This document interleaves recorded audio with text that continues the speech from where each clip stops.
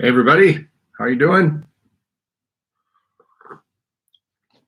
We are live. Let's wait till the 1 minute that 11:45, time to get started. I don't know if I should log on immediately at 11:45 or 1:45 if you're in the East, or whether I'm supposed to log on a minute early. Let people join. I'll figure that out. All right, we're going to try and do a short touch base today. Normally about 15 minutes. We may even be shorter. Why?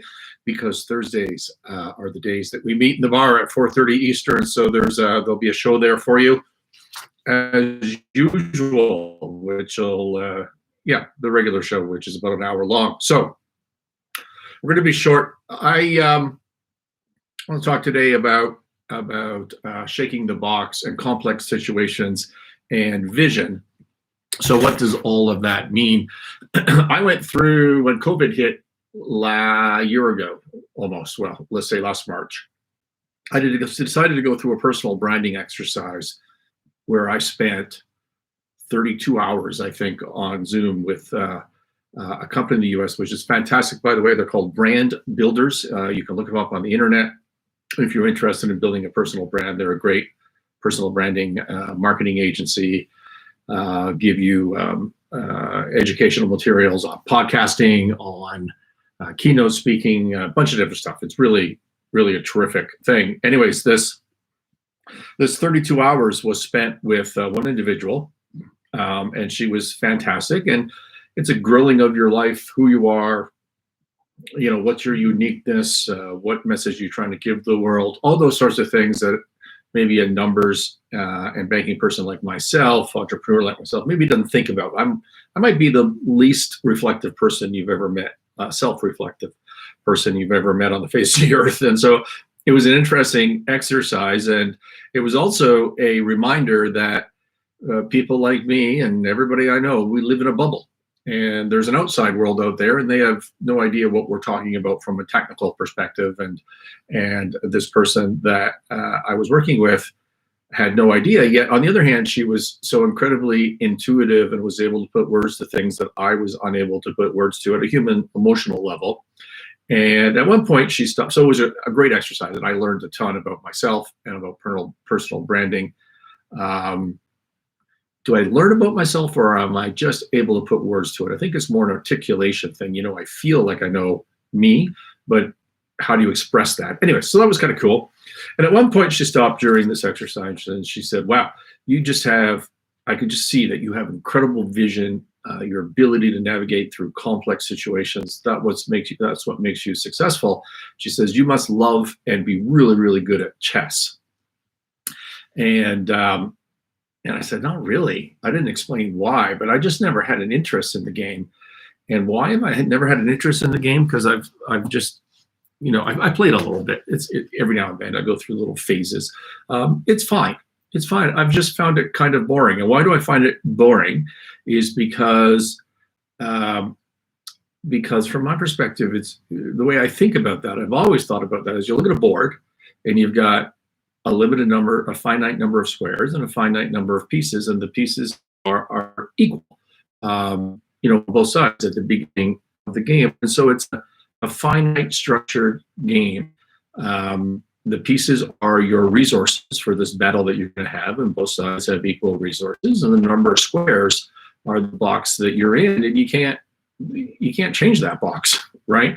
And so what does that mean? Well, it means that at the end of the day, no matter how complicated chess may or may not be, it's just math.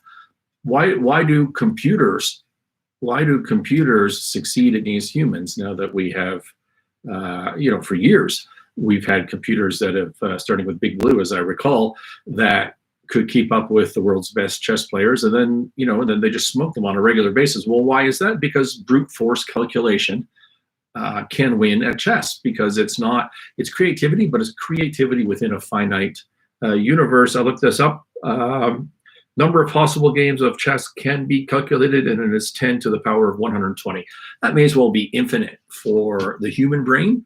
You don't see a whole game ahead. You see, whatever an average person would see, 2-3 moves ahead, a grandmaster, whatever, 5-7. I made that up. I don't know what the proper numbers are, but it's a finite game. Whereas in real life, in real life, if you're in a complex battle, complex situation, the resources are not equal, right? You come to the field of battle with different resources.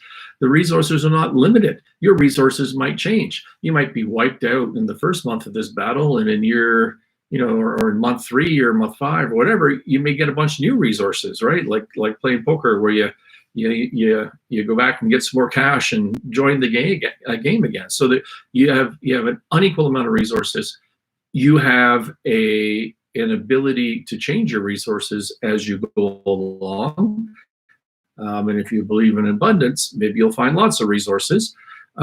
You're not limited by the board, by the playing field. In fact, you can change the playing field. You, in a complex situation, you have an opponent, you're probably playing different games. I mean, that's the whole point of the negotiation and empathy and finding out what the other person is looking for.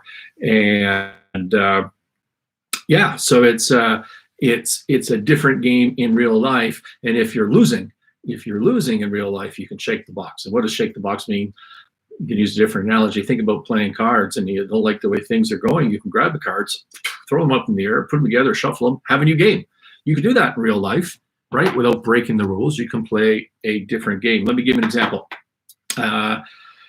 Years ago, I want to say 2001, I was introduced to a Canadian public company by the name of Blue Heron, I recall. They were trading at around 10 cents.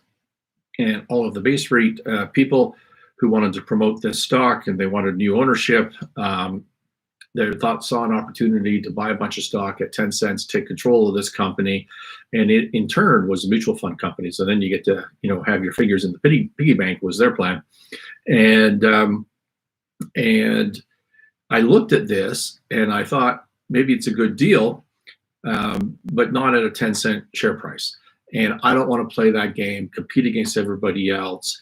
And I thought that I could shake the box. I could look at this differently. I could play a different game and be more creative.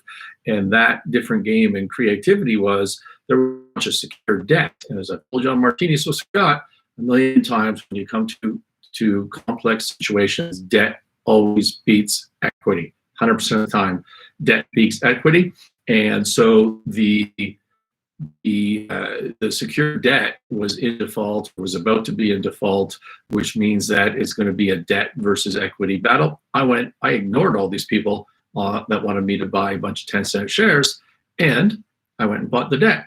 I used the debt to change the playing field and to fight with the existing equity holders. And at the end of the day, we ended up owning all of the equity, control the company. I went in as management and we succeeded, whereas all of the people that were stuck in their playing field of buying 10-cent shares, that is their box. That was a mistake. They couldn't see the vision in a complex situation. They didn't know how to change the game, so they had a better opportunity to win. And that's the difference between real life and chess. So you could just literally play a different game that's more powerful and you can get out of your situation. That's not just in business, that's in your personal relationships, in your life. And I don't want to call personal relationships a game, but you understand what I mean.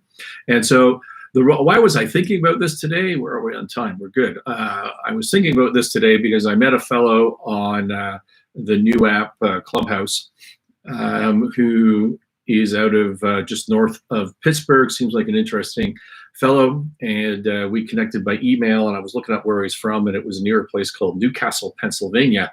And it reminded me back in it had to be 98-ish, somewhere in there, 1998, somewhere around that. I would have been 33 or something. And I bought, indirectly, but I bought a company in a complex situation in Newcastle that was, I can't for life remember the name of it, but it was in the metals business. It was like a transfer repurposing station. And this did not go well. It was several $1 million and it went very bad. I someday will recall the story and tell you on the longer version of Martinis with Scott how bad it went, but I can tell you that there was people jumping out of helicopters on ropes, going hut, hut, hut, hut, hut down to the ground. Turns out they were EPA agents, and then there was litigation, and with the vendor, and and then we were in Pittsburgh in court, and it turns out the vendors council, like my council was great in Pittsburgh, but vendors council was like Matlock. It was so depressing. For you younger people, you can look up Matlock. That was a TV show back in the day. He was so folksy, and they were the plaintiff at that point, and they gave their case first. And by the end of it, I was not on my side. It was so depressing. We settled. I got out okay, but it wasn't a great deal. What is the moral of that story? When I was younger and stupider, I did not have clarity. I jumped into this thing without clarity. I just thought, with my hubris, that my skill set would allow me to win in any situation. I didn't know how to shake the box. I didn't think about playing a different game. I was playing their game, and in that case, I tied. Maybe I lost a little, but I didn't win. I can tell you that. Blue Heron won big time, big file, big win for me. That deal, whatever it was called, not so much. That's the difference between clarity, vision, shaking the box. Hey, we'll see you at 4:30 Eastern for a martini. Talk to you later.